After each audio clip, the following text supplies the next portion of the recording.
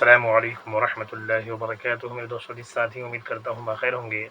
اللہ تعالیٰ ہم سب کو سلامت رکھے، اپنے حفظ و امان میں رکھے، علم و عمل میں، عمر میں، رزق حلال میں بے پناہ برکت عطا فرمائے، اور تمام جہانوں کائنات میں مسلمانوں کی اور تمام انسانوں کی حفاظت فرمائے۔ میرے دوستوں کے ساتھیوں، آج ساری دنیا میں بے چینی ہے، اور پریشانی ہے، اور ایک دوسرے کو قتل کرنے کی، ایک دوسرے کو مار ڈالنے کی، ایک ملک کا دوسرے ملک کو تباہ کر دینے کی فکر اور سوچ چل رہی ہے۔ لیکن قرآن کا اس بارے میں کیا فیصلہ ہے؟ آج قرآن کے خلاف، اسلام کے خلاف لوگ بولتے ہیں، لیکن صحیح علم اور معلومات نہ ہونے کی وجہ سے لوگ جواب نہیں دے پاتے۔ اور اکثر دیکھا ہوں میں نے، آپ بھی دیکھتے ہوں گے کہ سماچار وغیرہ جو چلاتے ہیں، نیوز وغیرہ، اس میں ڈیبیٹ میں بلاتے ہیں، بہت سارے وہ عالم کے نام پہ جاتے ہیں، صحیح جواب نہیں دے پاتے، اور مذہب اسلام کا صحیح رخ اور صحیح پلیٹ فارم پیش نہیں کر پاتے ہیں، صحیح مثال نہیں دے پاتے ہیں، اس وجہ سے وہ بدنام ہو کے آتے ہیں اور مذہب اسلام کا چہرہ داغدار کرتے ہیں۔ میرے دوستوں جی ساتھیوں، آپ کہتے ہیں کہ مذہب اسلام کٹر ہے اور فسادی ہے، لیکن اللہ کے نزدیک اتنا پیارا مذہب یہ، آپ ذرا ملاحظہ فرمائیں۔ قرآن پاک کی 2-3 آیتیں میں پیش کروں گا، آپ کا دل باغ باغ ہو جائے گا انشاءاللہ، اور آپ کا ایمان تازہ ہو جائے گا۔ ملاحظہ فرمائیں، اور ہو سکے تو آگے شیئر بھی کریں، لائک، کمنٹ اور فالو بھی کرنا ہے۔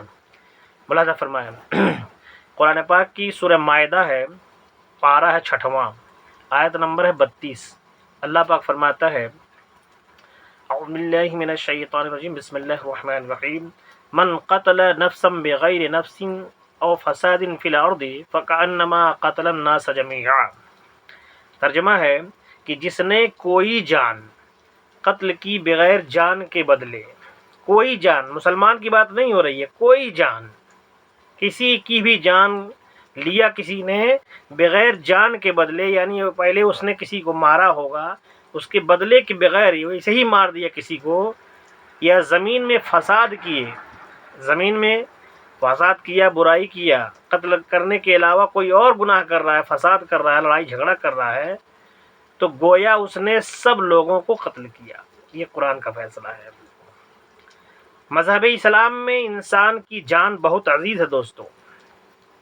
ایک انسان کے قتل کو ساری انسانیت کا قتل قرار دیا گیا ہے۔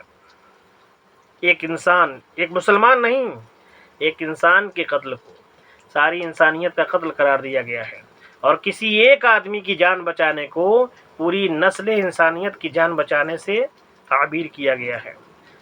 سمجھ رہے ہیں آپ؟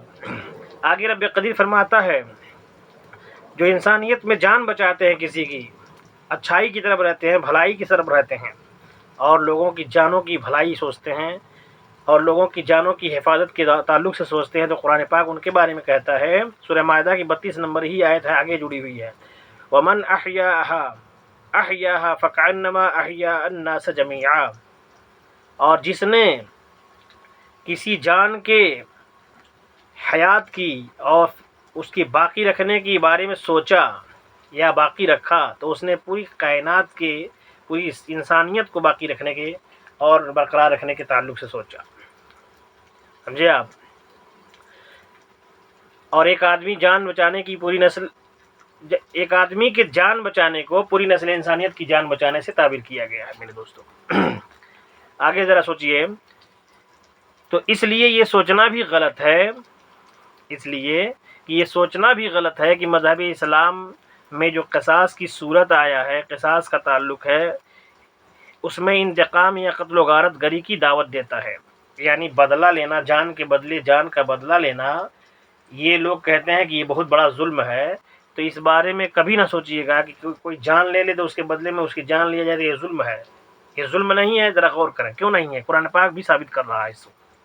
ایسا ہرگز نہیں ہے، بلکہ قصاص کا قانون عدل و انصاف پر قائم ہے، عدل و انصاف پر مبنی ہے۔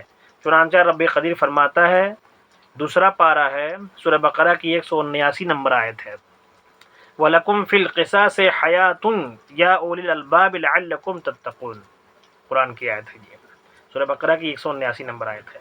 اور خون کا بدلہ خون لینے میں تمہاری زندگی ہے، اے عقل مندو، کہ تم اگر سوچو، خون کا بدلہ خون لینے میں کیا ہے؟ یہ زندگی ہے، اے عقل مندو۔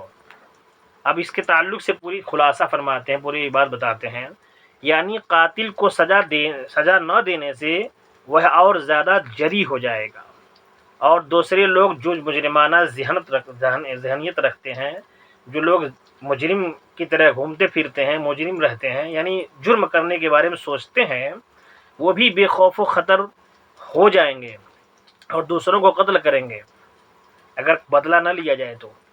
اور لوگ جب قاتل کو مقتول یعنی مرنے والے کے بدلے میں قتل کیا جائے اور قتل ہوتا دیکھیں گے لوگ، تو کسی کے قتل کا خیال بھی دل میں نہیں لائیں گے۔ بات سمجھ رہے ہیں؟ اور اس سے بہت سی جانیں بچیں گی۔ یہی وجہ ہے کہ سزائے موت کے وقت یہ حکم ہے کہ مسلمان جمع ہو کر کے شرعی سزا کو دیکھیں، یا عدالت میں سزا دی جاتی ہے تو وہاں بھی لوگ اکٹھا رہتے ہیں، اکیلے تنہا سزا نہیں دی جاتی ہے۔ یہ مذہب اسلام کا قانون ہے۔ جب کسی کو پھانسی ہوتی ہے تو پورے لوگ دیکھتے ہیں کھڑے ہو کے، یہ قرآن کا فیصلہ ہے، یہ اللہ کا فیصلہ ہے کہ جب کسی کو پھانسی ہو، موت دی جائے تو کھڑے ہو کے دیکھو، سزا دی جائے تو کھڑے ہو کے دیکھو، تاکہ انہیں عبرت حاصل ہو، انہیں ڈر ہو، خوف ہو۔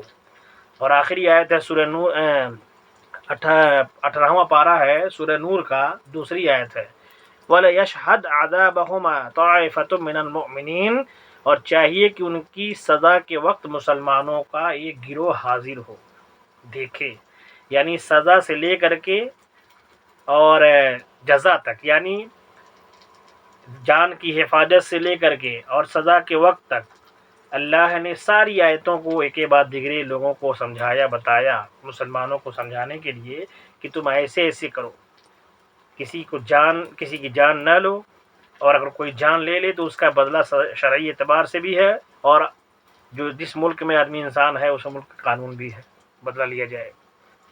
تو اس لیے دوستو جی ساتھیوں، مذہب اسلام کی طرح کوئی مذہب نہیں ہے، قرآن کی طرح کوئی کتاب نہیں ہے، اللہ کے حکم کی طرح کوئی حکم نہیں ہے۔ زیادہ سے زیادہ شیئر کریں، لائک کمنٹ کریں۔ السلام علیکم ورحمۃ اللہ وبرکاتہ۔